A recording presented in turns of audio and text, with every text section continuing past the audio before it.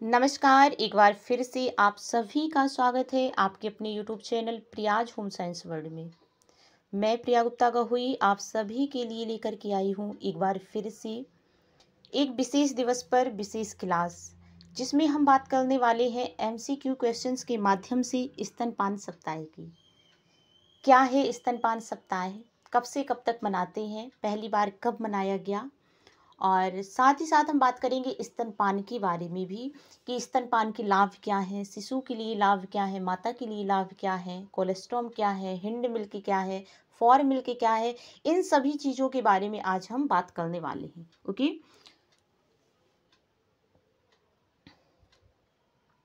तो आइए हम बात करते हैं अपने सबसे पहले फर्स्ट क्वेश्चन की कि पहला क्वेश्चन क्या है हमारा कि स्तनपान सप्ताह मनाया जाता है, कब से कब तक मनाया जाता है। ऑप्शन ए 1 से 7 अगस्त तक, ऑप्शन बी 1 से 7 सितंबर तक, ऑप्शन सी 15 से 21 नवंबर तक, option D all the above. बताइए कब से कब तक मनाया जाता है स्तनपान सप्ताह। तो इसका सही आंसर क्या हो जाएगा? ऑप्शन ए इसका सही आंसर हो जाएगा। क्या हो जाएगा? ऑप्शन ए इसका सही आंसर हो जाएगा। स्तनपान सप्ताह हम कब से कब तक मनाते हैं? तो 1 से 7 अगस्त तक हम स्तनपान सप्ताह मनाते हैं। लेकिन थोड़ा सा हम बात करेंगे option B and option C की भी। 1 से 7 सितंबर तक हम क्या मनाते हैं? तो पोषण सप्ताह मनाते हैं। ठीक है, पोषण सप्ताह हम मनाते हैं 1 से 7 सितंबर तक, 1 से 7 सितंबर तक। और 15 से 21 नवंबर तक हम क्या मनाते हैं? तो नवजात शिशु सप्ताह मनाते हैं। ठीक है, नवजात शिशु सप्ताह हम मनाते हैं 15 से 21 नवंबर तक। तो इसका सही आंसर क्या हो जाएगा? हमारे क्वेश्चंस का सही आंसर जो हो जाएगा ऑप्शन ए इसका सही आंसर हो जाएगा। ठीक है, अगर मैं यही से थोड़ी आपसे बात करूं कि स्तनपान सप्ताह मनाने का उद्देश्य क्या था, क्यों मनाया जा रहा था ये स्तनपान सप्ताह। इसका जो उद्देश्य था, तात्पर्य था कि स्तनपान से संबंधित जागरूकता को फैलाना था, ताकि लोगों को बताया जा सके, माताओं को बताया जा सके स्तनपान के बारे में, इसके जो भी लाभ हैं उसके बारे में बताया जा सके। तो स्तनपान सप्ताह के माध्यम से जो माताएं थी उन्हें जागरूक किया जा रहा था। ठीक है, आते हैं अब हम अपने अगले क्वेश्चन में। और प्रश्न हमारा क्या है? सेकेंड है कि पहली बार स्तनपान कब मनाया गया था। पहली बार स्तनपान सप्ताह कब मनाया गया था? क्या 1990 में मनाया गया था, 1992 में मनाया गया था, या 2000 में मनाया गया था, या 2015 में मनाया गया था? इसका सही आंसर क्या हो जाएगा? आप सभी लोग बताइए सही आंसर क्या होगा इसका। इसका सही आंसर होगा ऑप्शन बी, इसका सही आंसर हो जाएगा। ठीक है, 1992 इसका सही आंसर हो जाएगा। ओके, बात समझ आ रही है? ठीक है, ऑप्शन बी इसका सही आंसर हो जाएगा। अब अगले क्वेश्चन में आते हैं हम। अगला क्वेश्चन क्या है कि स्तनपान सप्ताह किसके सहयोग से शुरू किया गया था। बताइए स्तनपान सप्ताह किसके सहयोग से शुरू किया गया था? क्या विश्व स्वास्थ्य संगठन WHO के सहयोग से शुरू किया गया था, क्या यूनिसेफ के सहयोग से शुरू किया गया था, या WABA के सहयोग से शुरू किया गया था, या उपरोक्त सभी? बताइए किसके सहयोग से ये शुरू किया गया था? कि इसका सही आंसर क्या हो जाएगा? ऑप्शन डी इसका सही आंसर हो जाएगा कि स्तनपान सप्ताह WHO के सहयोग से, यूनिसेफ के सहयोग से और WABA के सहयोग से, इन सभी के सहयोग से क्या था? शुरू किया गया था। लेकिन अब थोड़ा सा हम बात करें WABA के बारे में। इसका फुल फॉर्म में क्या है? तो world alliance for breast feeding action. ठीक है, क्या है? World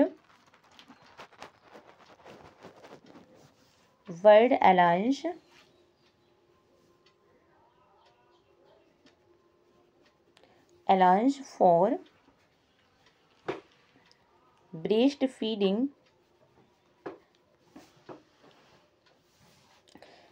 feeding action. Okay, breast feeding action. Action. Okay, इसका सही आंसर क्या हो जाएगा? तो world alliance for breast feeding action इसका सही आंसर हो जाएगा। ऑप्शन डी इसका क्या होगा? सही आंसर हो जाएगा। ठीक है, अच्छा भाई, ऑप्शन डी क्या होगा? इसका सही आंसर हो जाएगा। स्तनपान सप्ताह किसके सहयोग से शुरू किया गया था? तो इन तीनों के सहयोग से शुरू किया गया था। ओके, बात समझ आ रही है? आगे बढ़े, आइए अपने हम आते हैं फोर्थ क्वेश्चन में कि भारत सरकार स्तनपान को बढ़ावा देने के लिए किसके माध्यम से जागरूकता फैलाती है? क्या आईसीई के माध्यम से, आशा कार्यकर्ता के माध्यम से, या जननी सुरक्षा योजना के माध्यम से वो क्या करती है? जागरूकता फैलाती है। अगर बात करें थोड़ा सा हम जननी सुरक्षा योजना के बारे में, तो इसकी शुरुआत कब हुई थी? 5 अप्रैल 2005 को इसकी शुरुआत हुई थी। किसने की थी? तो स्वास्थ्य एवं परिवार कल्याण मंत्रालय के द्वारा जननी सुरक्षा योजना की शुरुआत हुई थी। ठीक है, लेकिन आते हैं हम अपने क्वेश्चन में कि भारत सरकार स्तनपान को बढ़ावा देने के लिए किसके माध्यम से जागरूकता फैलाती है? तो वो आईसीई के माध्यम से भी फैलाती है, जिसकी बात करें हम फुल फॉर्म की तो इंफॉर्मेशन कम्युनिकेशन एजुकेशन। मतलब स्तनपान सप्ताह से संबंधित इसमें क्या थी? स्तनपान से संबंधित क्या थी? जानकारी दी जा रही थी।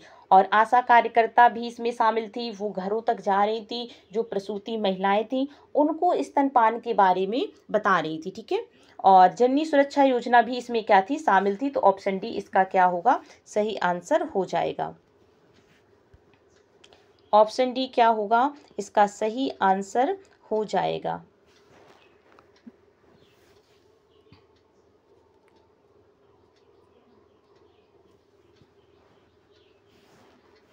ऑप्शन डी आंसर इसका सही हो जाएगा। ठीक है, जो आईसीए था ना, ये क्या था? एक सरकारी जागरूकता अभियान था। ठीक है, ये क्या था? सरकारी जागरूकता ये अभियान था आईसीए, जिसमें माताओं को स्तनपान के बारे में उनके जो लाभ थे स्तनपान की वो बताए जा रहे थे।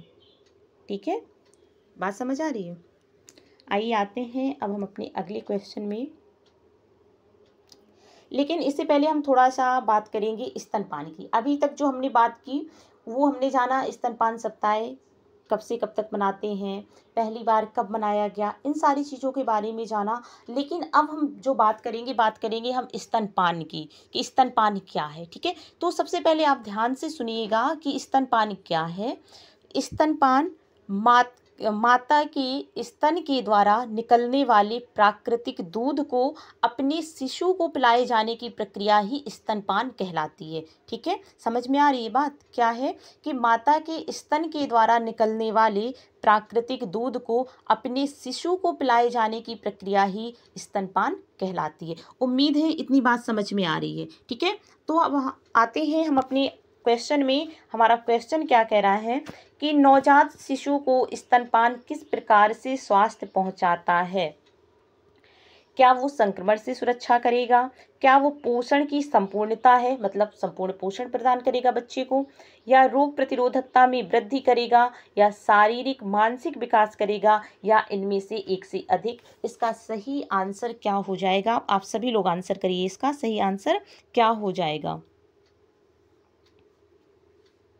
इसका सही आंसर क्या है? एक से अधिक इसका सही आंसर हो जाएगा। ठीक है, क्या है? एक से अधिक इसका सही आंसर हो जाएगा। लेकिन अगर अब हम बात करते हैं अपने ऑप्शंस की कि किस प्रकार से हम कह सकते हैं, चीज़ों को समझना भी तो आवश्यक है। ऐसा नहीं है कि सिर्फ प्रश्न पढ़ लेना, आंसर में टिक कर देना, बस इतना ही पढ़ना काफ़ी होता है। हमें चीज़ों को समझना होगा, उनकी बारीकियों को समझना होगा, कॉन्सेप्ट को समझना होगा, तब चीज़ें जा करके हमारे माइंड में सेव होती है। सिर्फ क्वेश्चन रट लेने से चीज़ें हमें समझ में नहीं आ जाती है ना।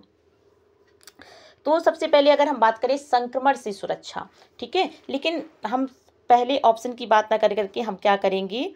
ऑप्शन सी की हम बात करेंगे। ठीक है, क्योंकि हर एक ऑप्शन एक दूसरे को क्या कर रहा है? फॉलो कर रहा है। आप समझिएगा कैसे।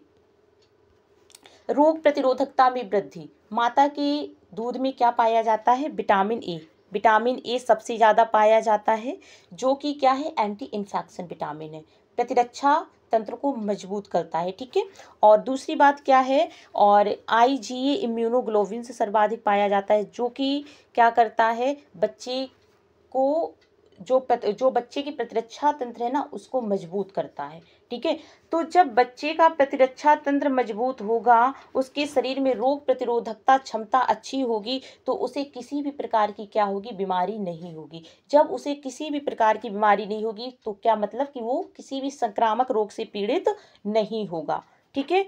और पोषण की संपूर्णता की बात करें तो माता के दूध में विटामिन ए भरपूर मात्रा में पाया जाता है, कैल्शियम भरपूर मात्रा में पाया जाता है, प्रोटीन पाया जाता है और वसा पाई जाती है, ठीक है, जो बच्चे को क्या करती है, इम्यूनिटी पावर को बूस्ट करती है, ठीक है। और जब बच्चे को संपूर्ण पोषण मिलेगा तो बच्चे की क्या होगी, रोग प्रतिरोधकता क्षमता मजबूत होगी। और जब बच्चे की रोग प्रतिरोधकता क्षमता मजबूत होगी तो उसे किसी भी प्रकार का संक्रमण नहीं होगा, किसी भी प्रकार की वो संक्रामक बीमारी से वो क्या नहीं होगा, प्रभावित नहीं होगा। जब वो संक्रामक बीमारी से प्रभावित नहीं होगा तो बच्चा क्या होगा, स्वस्थ रहेगा। और जब बच्चा स्वस्थ रहेगा तो उसका शारीरिक और मानसिक विकास क्या होगा, उसका पर्याप्त होगा, अच्छा होगा, ठीक है। और जब वो शारीरिक और मानसिक विकास उसका अच्छा होगा तो लाइफ क्या कर पाएगा, सरवाइव कर पाएगा। बात समझ में आ रही है, चीज़ें समझ में आ रही है ना, ठीक है। तो नवजात शिशु को स्तनपान किस प्रकार से स्वास्थ्य पहुंचाता है, तो संक्रमण से भी सुरक्षा करता है, पोषण की संपूर्णता भी, माता के दूध में क्या है, पोषक तत्व देखने को मिलते हैं, और रोग प्रतिरोधक क्षमता, शारीरिक मानसिक विकास। तो ऑप्शन डी इसका क्या होगा, सही आंसर हो जाएगा। उम्मीद है बात समझ में आ रही है आप सभी को। बताइए एक बार, सभी लोग बताइए क्या बात समझ में आ रही है ना। ओके, आगे बढ़े, चलिए। क्वेश्चन हमारा 6 है कि जन्म के कितने समय के अंदर जन्मे शिशु को स्तनपान कराना चाहिए। बताइए, जन्म के कितने समय के अंदर एक शिशु को स्तनपान कराना चाहिए। क्या 10 मिनट के अंदर, 1 घंटे के अंदर, 6 घंटे के अंदर या 24 घंटे के अंदर, ठीक है। बताइए कितने घंटे के अंदर स्तनपान कराना चाहिए, बताइए सभी लोग बताइए। अगर मैं सबसे पहले बात करूं, अच्छा, नवजात शिशु का आकलन करने के लिए कौन सी स्केल का हम प्रयोग करते हैं, बताइए सभी लोग, बताइए सभी लोग कमेंट करिएगा किस स्केल का हम प्रयोग करते हैं, ठीक है। तो किस स्केल का हम प्रयोग करते हैं, अपगार स्केल का प्रयोग करते हैं। किसका बच्चों, अपगार स्केल का, ठीक है, अपगार स्केल का हम प्रयोग करते हैं, जिसको किसने दिया था, वर्जीनिया अपगार ने दिया था, ठीक है। जिसमें बच्चे की हम कई सारी जो क्रियाएं हैं उसको समझते हैं, उसके स्किन कलर को, उसके श्वसन को, उसकी एक्टिविटी को, इन सारी चीज़ों को हम क्या करते हैं, उस स्केल के माध्यम से हम क्या करते हैं, आकलन करते हैं, जिसमें अंक कितना होता है, जो स्केल होती है वो 0 से 10 नंबर तक की होती है, ओके। लेकिन हमारे क्वेश्चन का आंसर क्या हो जाएगा, ऑप्शन बी इसका सही आंसर हो जाएगा। क्या हो जाएगा, एक सेकेंड, ऑप्शन बी इसका क्या होगा, सही आंसर हो जाएगा। 1 घंटे के अंदर शिशु को क्या करना चाहिए, स्तनपान कराना चाहिए, ओके।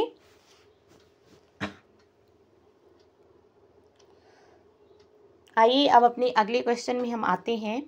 क्वेश्चन हमारा 7 है कि बालक को कितने समय तक केवल स्तनपान कराना चाहिए। बताइए, केवल, केवल शब्द पर ध्यान दीजिएगा, केवल स्तनपान कराना चाहिए, मतलब कि बच्चे को माता के दूध के अलावा उसे ना तो हम पानी देंगे, ना ही हम फलों का रस देंगे, ना ही जो हॉस्पिटल में या जो घुट्टी वगैरह आती है ना, ठीक है, तो ना हम वो देंगे, मतलब ऊपरी आहार हम कोई भी नहीं देंगे, शहद भी नहीं हम देंगे, कुछ भी नहीं देंगे, सिर्फ क्या है, हम माता का दूध देंगे। तो कब तक, क्या 6 महीने तक, 4 महीने तक, या 6 महीने तक, 1 वर्ष तक, या 2 वर्ष तक। बताइए कब तक हम केवल माता का दूध देंगे।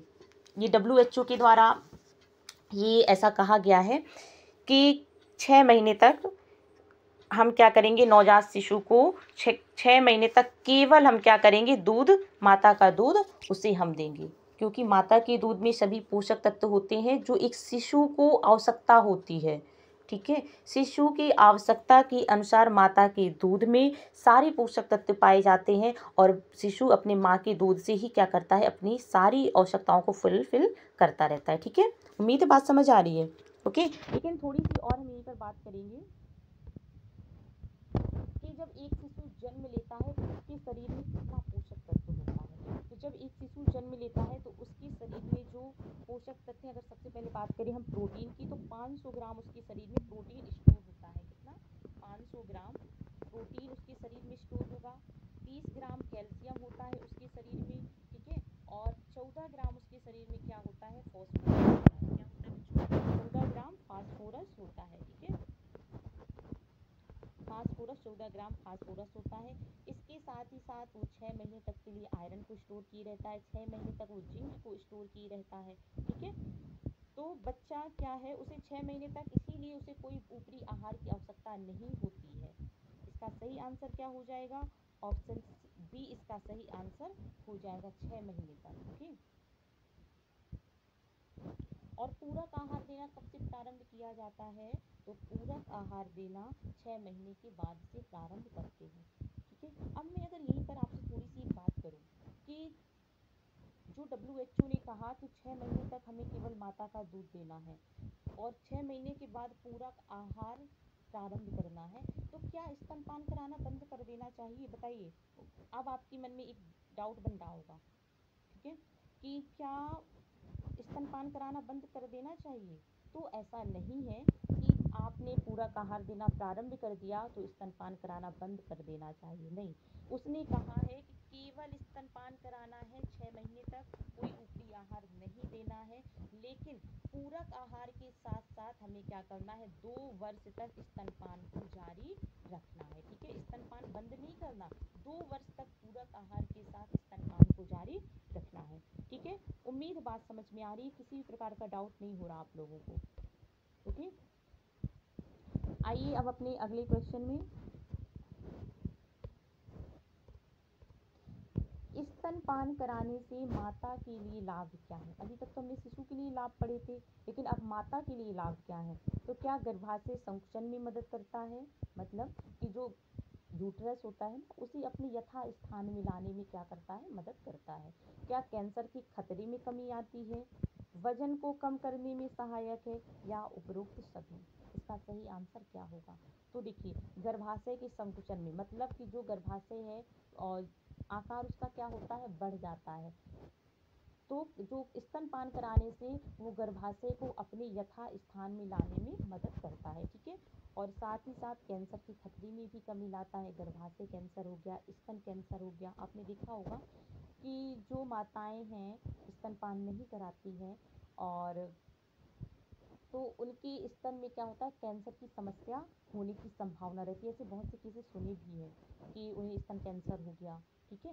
तो जो माताएं हैं स्तनपान नहीं कराती, उनमें स्तन कैंसर होने की संभावना बढ़ जाती है। तो क्या है? कैंसर से भी हमें बचाता है कौन? स्तनपान। और वजन को कम करने में भी सहायक है। और साथ ही साथ अगर बात करें तो माता और शिशु के बीच में एक जो स्नेह है, ममता है, उसकी भावना को भी वो प्रेरित करता है। क्यों? क्योंकि ऑक्सीटोसिन का सिक्रेशन स्तनपान के समय बढ़ जाता है। और ऑक्सीटोसिन क्या है? तो ये एक लव हार्मोन्स है जो कि माता और शिशु में एक ममता की भावना को जागृत करता है, ठीक है। तो इसका सही आंसर क्या होगा? ऑप्शन बी इसका सही आंसर हो जाएगा, ओके। आइए अगले क्वेश्चन में।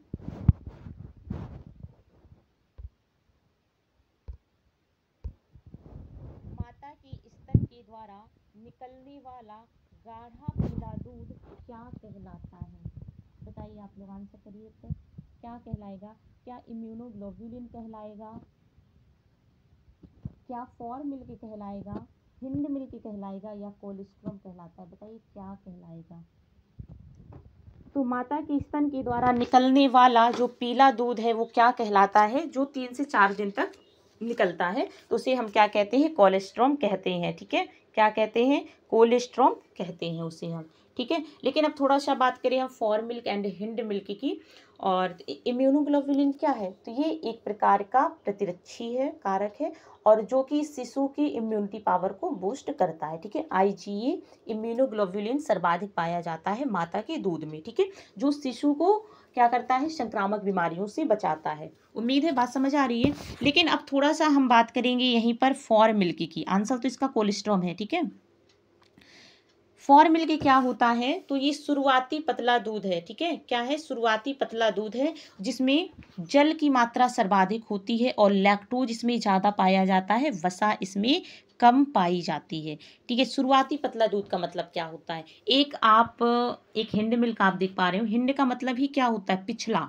ठीक है, जो बाद में जो दूध निकलता है तो ये कैसा होता है, ये गाढ़ा होता है और वसा युक्त होता है। इसमें क्या होगा, इसमें लैक्टोज ज़्यादा होगा। ठीक है, इसमें क्या होता है, लैक्टोज ज़्यादा होगा और इसमें क्या होगा, इसमें वसा क्या होती है, ज़्यादा होती है। तो जो फॉर मिल्क है वो शुरुआती पतला दूध होता है, 3 से 4 दिन तक तो ये निकलता है, कोलेस्ट्रॉम निकलता है। ठीक है, और उसके बाद जैसे बच्चा स्तनपान करना जब प्रारंभ करता है ना, पहले दिन नहीं कि उसका जन्म हुआ तब उसने स्तनपान करना प्रारंभ किया, उस मिल्क की बात नहीं कर रहे।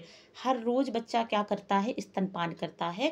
तो जब वो स्तनपान करना प्रारंभ करता है ना, किसी भी दिन वो करे, ठीक है, जब उसको भूख लगती है और जब वो स्तनपान करना प्रारंभ करता है, तो जो पहले शक में उसका जो दूध निकलता है ना माँ के स्तन से, वो क्या है, वो फॉर मिल्क कहलाता है। ठीक है, और जब वो उसकी जब भूख शांत होने लगती है और जब माँ के स्तन से जो अंतिम दूध निकलता है, उसे क्या कहते हैं, हिंड मिल्क कहते हैं। हिंड का मतलब होता है पिछला। ठीक है, दोनों ऐसा नहीं है कि एक मिल्क मतलब कि आज निकल रहा है तो दूसरा मिल्क, हिंड मिल्क 2 महीने बाद निकलेगा, नहीं, उसी दिन निकलेगा। जब बच्चा पहली बार मतलब सिर्फ शक करेगा भूख को शांत करने के लिए, तो फॉर मिल्क निकलेगा। और जब उसका पेट भरने लगता है, भर जाता है, और जब लास्ट में जो शक करता है तो वो क्या निकलता है, वो हिंड मिल्क निकलता है, जो कि क्या होता है, वसायुक्त होता है। ठीक है, बात समझ आ रही है? ओके, ठीक है, आंसर इसका क्या है, ऑप्शन डी इसका सही आंसर हो जाएगा।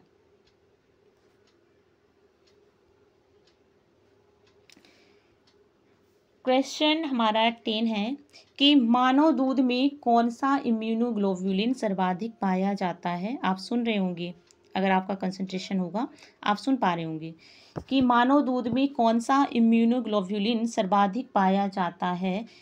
क्या IgA, IgG, IgM या IgE, बताइए कौन सा पाया जाता है माता के दूध में। तो IgE इम्यूनोग्लोबुलिन जो होता है वो सर्वाधिक माता के दूध में पाया जाता है। IG जो है ये एलर्जी से बचाता है। ये क्वेश्चन एग्जाम का बना हुआ है कि कौन सा इम्यूनोग्लोबुलिन है जो हमें एलर्जी से बचाता है। ये शायद LT का बना हुआ क्वेश्चन है। ठीक है, तो एलर्जी के लिए IgE क्या है, रिस्पॉन्सिबल है।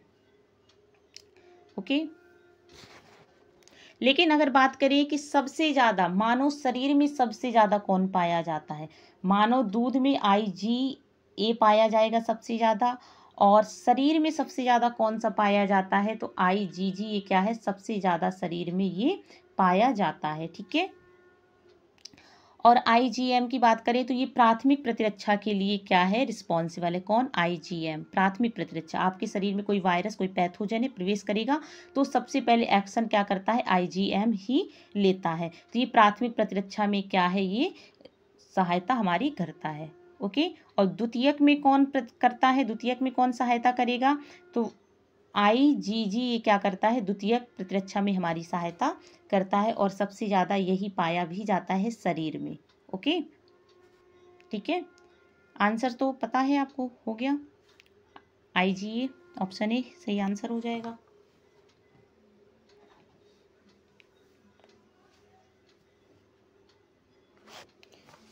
क्वेश्चन 11 है, क्या है कि नवजात शिशु के लिए प्रकृति का सर्वोत्तम आहार क्या है। क्या शहद है, ग्लूकोज है, माँ का दूध है या गाय का दूध है, बताइए किसका दूध है। तो माँ का दूध क्या होगा, सही आंसर हो जाएगा। इजी क्वेश्चन है, चीज़ें इतनी देर से आप समझ रहे हैं, समझ में आ रही होंगी। माँ का दूध इसका सही आंसर हो जाएगा। लेकिन यहीं पर मैं थोड़ा सा बात करूँ आपसे कि किस दूध की तुलना माँ के दूध से की गई है, तो गाय के दूध की तुलना माँ के दूध से की गई है। ठीक है, गाय के दूध की तुलना माँ के दूध से की गई है। ओके, आंसर क्या है इसका, आंसर ऑप्शन सी इसका सही आंसर है क्वेश्चन के अकॉर्डिंग।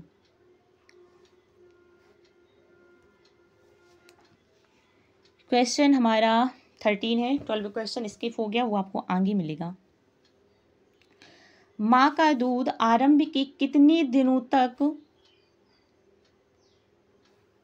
कितने दिनों तक शिशु की सभी आवश्यकताओं की पूर्ति करता है?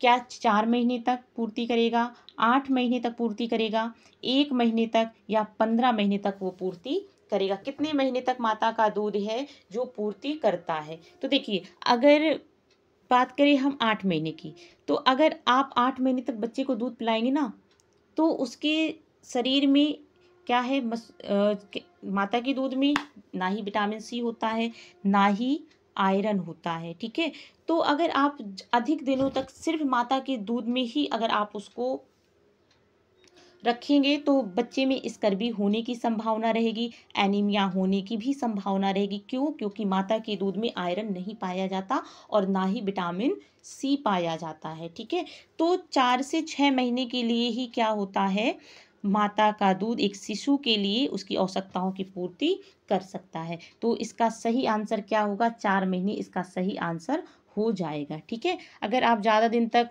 सिर्फ स्तनपान पर ही शिशु को रखेंगे तो उसमें कई सारी समस्याएं होने की संभावनाएं रहेंगी। क्वेश्चन हमारा 14 है, क्या कह रहा है कि धात्री अवस्था में प्रतिदिन माता के स्तन से दूध की कितनी मात्रा स्रावित होती है? बताइए, कितनी मात्रा स्रावित होती है?